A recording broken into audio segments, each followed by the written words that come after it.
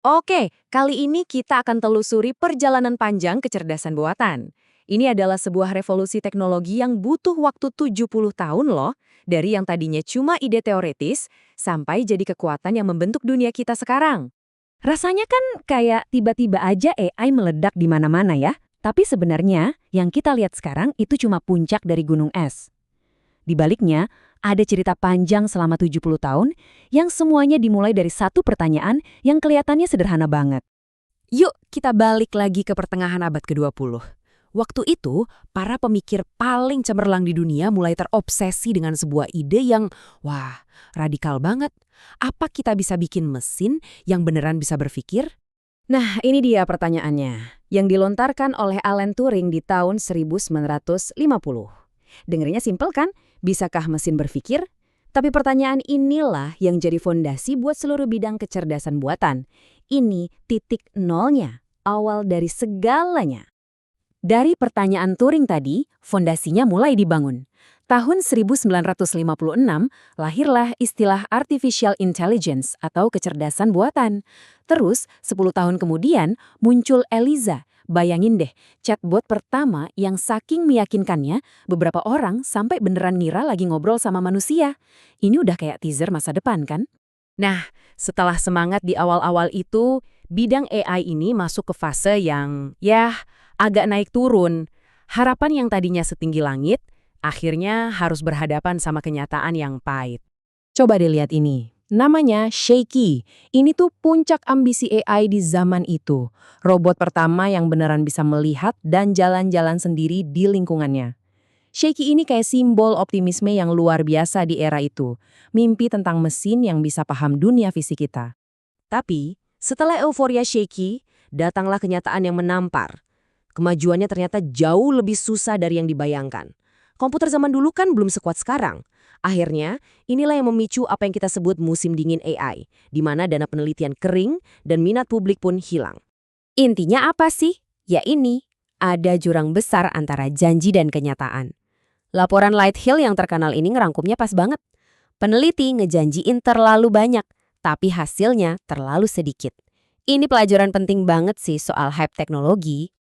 Tapi setelah hibernasi panjang itu, AI bangkit lagi. Dan kali ini bukan lagi di lab yang sepi, tapi langsung di panggung dunia, dalam pertarungan-pertarungan epik melawan para jagoan manusia.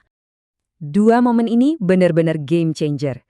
Pertama, Deep Blue ngalahin jagoan catur Garry Kasparov di tahun 97. Ini bukti AI bisa jadi master logika murni. Terus, tahun 2011, Watson menang kuis Jeopardy. Nah, ini lebih gila lagi, karena Watson nunjukin kalau dia bisa ngerti bahasa manusia yang penuh kiasan dan teka-teki. AI berevolusi, dari cuma ngitung jadi beneran ngerti. Kemenangan-kemenangan tadi tuh penting banget, tapi terobosan teknis yang bener-bener jadi pemicu era modern AI, itu kejadiannya nggak lama setelah itu. Inilah titik baliknya. Nah, ini dia momen yang nyalain api revolusi AI modern. Tahun 2012, di sebuah kompetisi bernama ImageNet, ada sebuah AI yang bisa ngenalin gambar dengan akurasi yang, wah gila-gilaan, jauh ngalahin yang lain. Ini jadi bukti kalau deep learning, yang idenya niru cara kerja otak kita, adalah kunci buat ngebuka potensi AI yang sebenarnya. Dan dari situ, terjadilah efek domino yang keren banget. Kemampuan buat melihat tadi, ngebuka jalan buat kemampuan mendengar, dan ngerti omongan kita, makanya kita punya Siri dan Alexa. Terus, fondasi itu juga yang bikin AI bisa nyusun strategi yang kita lihat waktu AlphaGo ngalahin jagoan Go sedunia. Semuanya saling berhubungan, dan semua itu membawa kita ke hari ini. Semua kemajuan tadi itu puncaknya ya di revolusi AI generatif yang lagi kita rasain sekarang, di mana teknologinya benar-benar ada di genggaman kita semua. 100 juta, cuma dalam 2 bulan. Itulah jumlah pengguna aktif yang didapetin ChatGPT.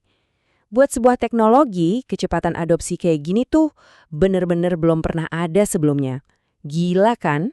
Biar kebayang segila apa, coba kita bandingin. Netflix butuh 3,5 tahun. Instagram 2,5 tahun. ChatGPT cuma 2 bulan. Ini nunjukin betapa orang-orang tuh butuh dan penasaran banget sama teknologi ini. Dan revolusi ini nggak cuma soal nulis teks loh. Tiba-tiba muncul model kayak DALL-E dan Midjourney yang ngasih kita semua kekuatan super buat bikin gambar-gambar keren cuma dari tulisan. Ini namanya demokratisasi kreativitas. Anda nggak perlu jadi seniman buat bisa bikin karya seni. Terus langkah besar berikutnya, GPT-4 jadi multimodal. Maksudnya apa? Artinya AI nggak cuma bisa baca tulisan, tapi juga bisa lihat dan menganalisis gambar, diagram, dan data visual lainnya. Dia mulai benar-benar melihat dunia kita, bukan cuma baca soal dunia. Dan sekarang kita ada di ambang perubahan besar berikutnya, agen AI.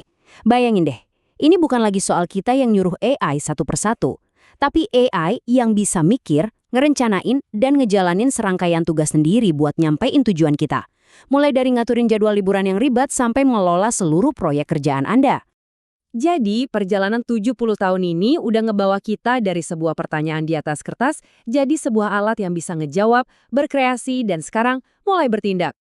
Pertanyaannya sekarang bukan lagi apa mesin bisa berpikir, tapi pikiran mereka bakal ngebawa kita kemana selanjutnya.